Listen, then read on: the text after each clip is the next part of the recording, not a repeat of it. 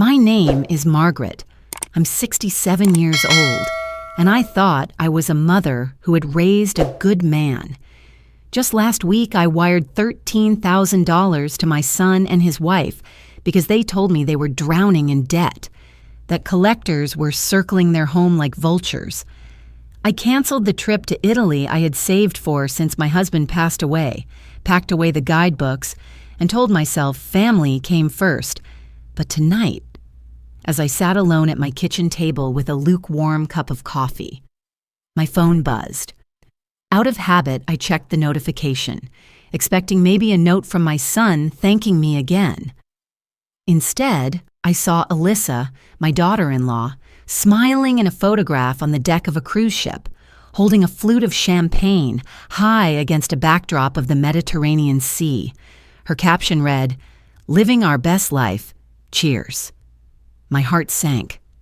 At first, I thought maybe it was an old picture, something she had reposted, but as I scrolled, photo after photo popped up, lavish dinners, sunsets over the water, Daniel in a brand new linen suit I had never seen before. They were tagging locations, Barcelona, Nice, Monte Carlo. I could almost feel the salt air on my face, the very trip I had dreamed of, except I wasn't there. A sharp chill spread through me, hotter than anger, colder than betrayal. My hand shook so badly that the coffee spilled onto the table, staining the folder of brochures I had kept for my Italian adventure. They hadn't used that money to escape collectors. They had used it to escape me. That was the moment I knew this wasn't just a mistake or a lapse in judgment. It was deliberate. They had taken my sacrifice and turned it into their celebration. And as I stared at their smiling faces, a new resolve settled in me. If they thought I was a fool to be pitied, they were about to learn just how wrong they were. The morning after that discovery, the house felt unbearably quiet. I walked through the kitchen, wiping the counter more times than it needed, as if the rhythm of my hand could calm the storm rising inside me. For years, this home had been filled with laughter, with my husband's voice calling me into the garden, with Daniel's footsteps rushing down the stairs when he was still a boy. Now, it felt like a museum, full of echoes and memories. And suddenly, those memories pressed against me with unbearable weight. I couldn't stop replaying the phone call from Daniel a week earlier.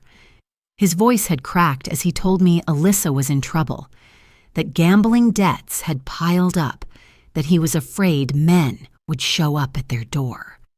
He swore it was urgent, that he needed exactly $13,000 to pay everything off before the weekend. His words had pulled at my heart until it ached. I remembered holding the phone against my ear, pacing the kitchen floor, whispering to my husband's old photograph. What would you do? I had gone to the bank the very next morning. I remember the smell of the teller's perfume, the way she glanced at me kindly as I signed the withdrawal slip.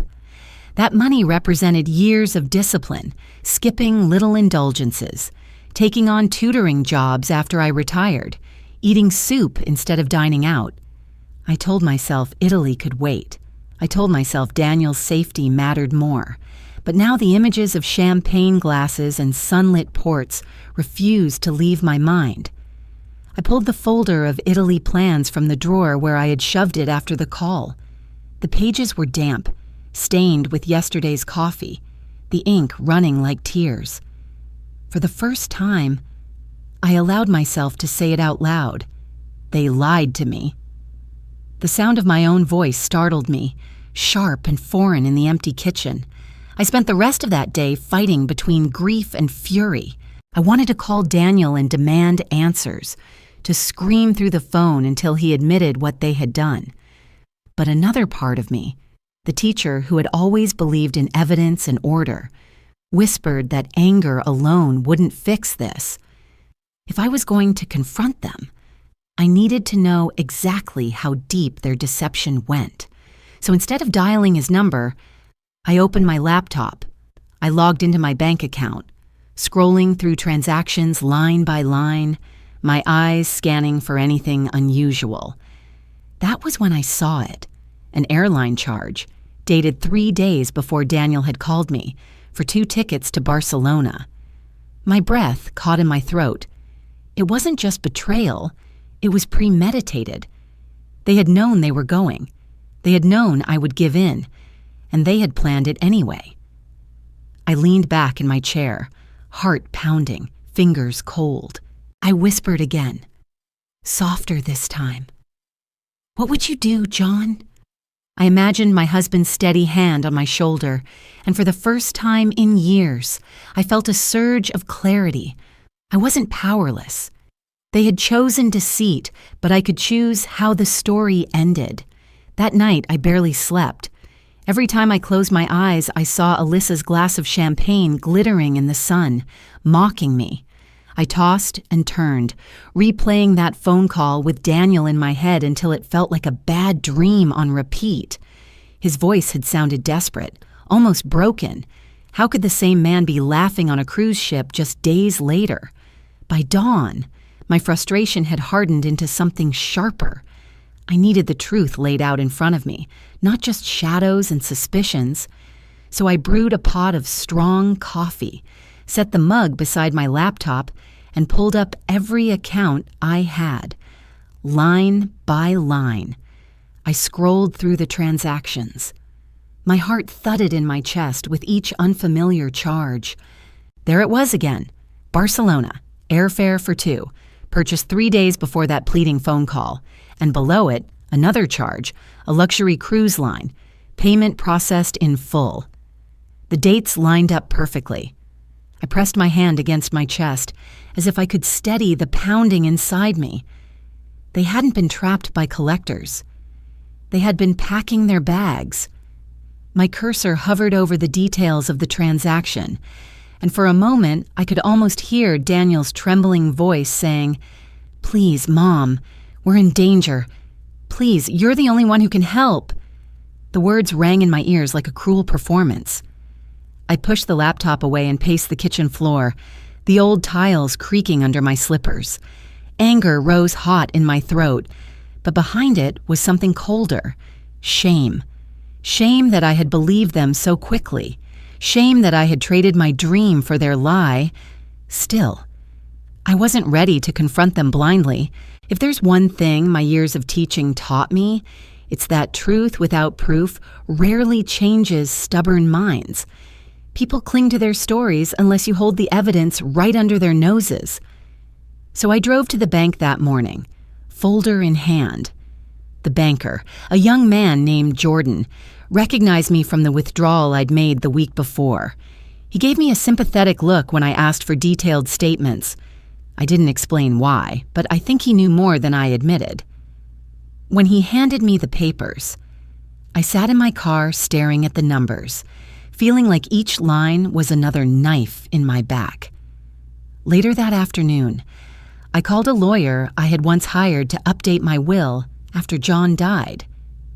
She listened quietly as I explained, her voice steady when she finally said, "Margaret, this isn't just dishonesty.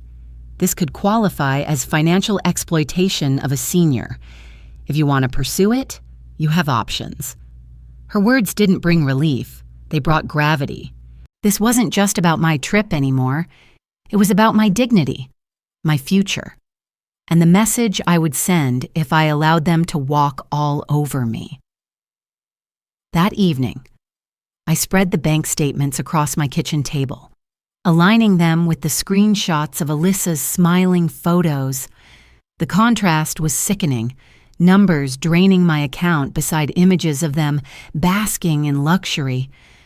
I pressed the papers into a neat stack and slid them into a manila folder. My hands no longer shook. For the first time since that phone call, I felt steady. Betrayal had taken my breath, but truth was giving it back. I whispered into the quiet room, "I'm not finished, not yet." The folder sat on my kitchen table like a silent witness. Every time I walked past, I felt its weight pressing into me, reminding me that the people I loved most had betrayed me with both hands open. By the third day, I knew staring at papers wasn't enough. If I wanted my life back, my respect back, I needed to do something more deliberate. I made another appointment with my lawyer, Eleanor. She had been kind but firm on the phone, and when I walked into her office with my folder, she greeted me with a steady hand on my shoulder. Her office smelled faintly of leather and coffee, and the shelves behind her desk were lined with thick law books that made me feel both intimidated and protected. I laid everything out: the bank statements, the screenshots, the timeline I had scribbled in my own handwriting. Eleanor adjusted her glasses and studied the papers like a surgeon preparing for a delicate operation. "Margaret," she said finally, "you have them caught red-handed. This isn't just a family squabble, it's calculated deception. You need to protect yourself, legally and financially." The word protect settled deep in me. For months after John's death, I had felt exposed, like the roof over my life had been lifted and I was standing in the rain with no cover. Helping Daniel and Alyssa had felt like building shelter again, proving I still had family who needed me. But now, Eleanor was showing me another truth. Sometimes the people you protect are the ones pulling the shingles down. She drafted a promissory note right there, her pen scratching across the paper. The amount, $17,437, $13,000 plus interest and legal fees. Payment plan, 24 months. With a clause that default meant immediate legal action. She slid it across the desk to me. "If he refuses, we move forward in court. This will hold up." I signed where she told me, my signature trembling only slightly. When I lifted my hand, I realized I wasn't just signing a piece of paper. I was signing a new chapter of my life, one where boundaries mattered more than blind loyalty. Before I left, Eleanor asked if I had considered my will. I admitted that most of it still named Daniel as primary heir, with only vague mentions of my granddaughter, Emma. She nodded thoughtfully, then pulled out another set of documents. "If you want to send a clear message, set up a trust, protect what you've built, and make sure it benefits the next generation directly."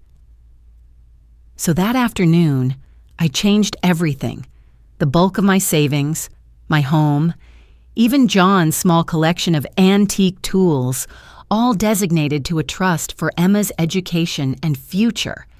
Daniel would still receive something, but small, conditional, a token compared to what he might have had. It felt cruel for a fleeting second, then necessary the next. This wasn't punishment, it was clarity. When I got home, I placed both folders, the promissory note and the updated will, into the wooden box where John used to keep his important papers. I sat there in the fading light, running my hand across the grain of the wood, and whispered, "We're doing this. John, we're standing tall." That night, I cooked myself a simple dinner of roasted chicken and vegetables. As I ate, I rehearsed what I would say to Daniel and Alyssa. I pictured their faces when I laid down the evidence. I imagined Alyssa's smirk, Daniel's shame, and the moment they realized the rules had changed. For once, I didn't feel like the helpless mother bailing her son out. I felt like a woman who had been underestimated for far too long. When I blew out the kitchen candle before bed, the house didn't feel empty anymore. It felt ready. And so was I. I spent the entire afternoon preparing for their arrival, moving through the motions as if I were setting a trap. I roasted a chicken the way Daniel always loved when he was a boy, mashed the potatoes until they were creamy and smooth, even baked an apple pie that filled the house with a sweetness I barely tasted. The smells were familiar, comforting on the surface, but underneath my chest burned with tension. The manila folder sat at the head of the table, more powerful than any weapon. Tonight, I would not be their victim. At 6:30, the doorbell rang. Daniel stood on the porch with his hands shoved into his pockets, his posture sagging. He wouldn't meet my eyes.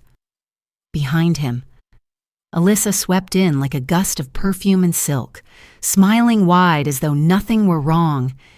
She kissed the air near my cheek. "Margaret, you've really gone all out," she said, her voice sweet but sharp at the edges. We sat at the table. The food passed between us, forks clinking against plates, and the small talk trickled out. Traffic on the highway, Emma's school project, the weather turning colder. I answered in polite tones, though my gaze kept straying to the folder waiting beside me. I could see Daniel glancing at it too, his shoulders stiffening every time my hand brushed against its edge. When the plates were cleared and the candle flickered low between us, I finally reached for the folder. I slid it into the center of the table, the papers whispering as they shifted. My voice was calm, steady. "We need to talk." Daniel swallowed hard, his Adam's apple bobbing. Alyssa tilted her head, that practiced smile still plastered on her face. "Of course. Margaret, what's on your mind?" I opened the folder and pulled out the first sheet. 2 plane tickets to Barcelona. I pushed the paper until it lay before them. "Purchased 3 days before you called me, Daniel. 3 days before you told me Alyssa was drowning in debt and men were coming to your door." Daniel's mouth opened, then closed, his hands clenched on the table. Alyssa laughed lightly, the sound brittle. "Digging through people's accounts? Margaret, that's hardly polite." I didn't flinch. I set down the second page, a cruise invoice, paid in full. "You lied. While I was canceling my trip to Italy. You were planning this." The air turned heavy. Daniel pressed his palms against his forehead. "Mom, don't." I cut him off. "I canceled my dream because I believed you were in danger. I believed every word, and all along you were sipping champagne on the deck of a ship I paid for." The clock ticked loudly in the silence. Alyssa leaned forward, her eyes glittering in the candlelight. "Margaret, stop dramatizing. That money was going to come to us anyway. You're not getting any younger. Think of it as an advance on inheritance." The words sliced through me. For a second, the room swayed, but instead of crumbling, I straightened my back. I pulled out the last paper, the promissory note, and placed it in front of Daniel. $17,437, payable in 24 months. If you default, I take this to court. Fraud. Elder financial exploitation. The evidence is all here. Daniel's head jerked up, eyes wide. "Mom, please." I lifted a hand to stop him. "No, this is not a negotiation, and you should know. I've already rewritten my will. Most of what I have will go into a trust for Emma's future.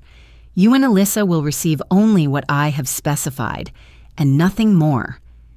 Alyssa's mask cracked, her smile vanished, replaced with fury. "You can't do that," she snapped, her voice shrill. "I already have," I replied softly, "and if you think the courts will side with you, I suggest you remember whose name is on every receipt." Daniel pushed back from the table, his chair scraping harshly against the floor. He looked caught between guilt and fear. "I didn't want this." "Mom," Alyssa said. He stopped. His words strangled when Alyssa shot him a glare sharp enough to cut glass. I gathered the papers, sliding them neatly back into the folder. My movements were deliberate, final. "You have 24 hours, I said. "Sign the note and begin repayment, or I'll press charges. Either way, this ends now." The candle guttered in the draft. I blew it out, and the room fell into shadow. Smoke curled upward, pale and thin, like the ghost of what used to be between us. I rose, folder tucked under my arm, and walked toward my study without looking back. Behind me, Daniel's voice cracked in a whisper. I couldn't tell if it was "I'm sorry" or just air leaking from his lungs. It didn't matter. What mattered was that, for the first time in years, I had drawn a line, and they would never cross it again. 3 months later, I stood on a cobblestone street in Florence with the bells of Santa Maria del Fiore echoing above me.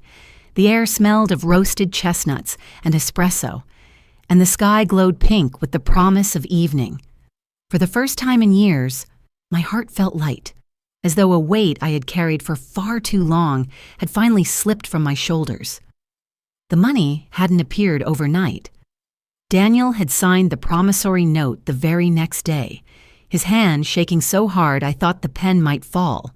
Alyssa stormed out before the ink dried, her heels clicking like gunshots across my hardwood floor. Within weeks, she had filed for divorce. Word spread quietly through our family that she had moved in with a man she'd met on that very cruise. I wasn't surprised. Some people chase luxury the way others chase air, and when the luxury runs out, they suffocate. Daniel began sending the payments faithfully, month after month. They weren't large, but they were steady. And each one was a reminder that I had chosen not to be their victim. In his first letter, tucked alongside the check, he had scribbled only 3 words: "I am sorry." I didn't respond right away. I needed time. But slowly, over phone calls and short visits with Emma, I saw a change in him. He no longer looked at me with the same entitled eyes. There was humility there, maybe even shame, and beneath it, a kind of gratitude. Emma, sweet Emma, never once asked why her parents were apart. Children have a way of understanding truths without words. She would sit at my kitchen table with her crayons, her laughter filling the silence Alyssa had once poisoned. When she asked about Italy, her eyes wide with curiosity, I promised her one day I would take her too. That promise felt real, not a dream slipping through my fingers. When the 3rd check arrived, along with a note that simply said, "Book the trip. Mom, don't wait for me," I knew it was time. I went online that night, heart racing as I clicked through the flight options. Rome, Florence, Venice. The dream John and I had built together was finally unfolding, even if I walked it alone. And so here I was, standing in Florence, the city alive around me. I carried a small notebook in my bag, filled with John's old travel clippings and my own scribbled notes. At the corner cafe, I ordered a cappuccino and sat outside, watching the world bustle past. My hands no longer trembled. They rested easily around the warm porcelain cup. As the sun dipped lower, my phone buzzed. It was a message from Daniel. "Emma says hi. She wants to know if the pizza there is better than mine." I laughed out loud, startling the couple at the next table. For the first time, I didn't feel bitterness in his words, only the faint, faltering steps of a son trying to rebuild trust. I typed back, "Tell her it's close." But she still wins. When I set the phone down, tears welled in my eyes, not from sadness, but from release. Boundaries had felt harsh at first, like slamming a door on the people I loved, but sitting there in that Italian twilight, I realized they weren't walls at all. They were the frame of a doorway, one that let me step through to the life I deserved. I raised my cup to the fading sky, whispering to John, to myself, to the silence. It's never too late to stand tall. It's never too late to dream again. The bells chimed the hour, and I smiled. For once, the sound didn't mark time lost. It marked time reclaimed. Thank you for watching. If you enjoy these family drama and revenge stories, please subscribe and join me for more every day.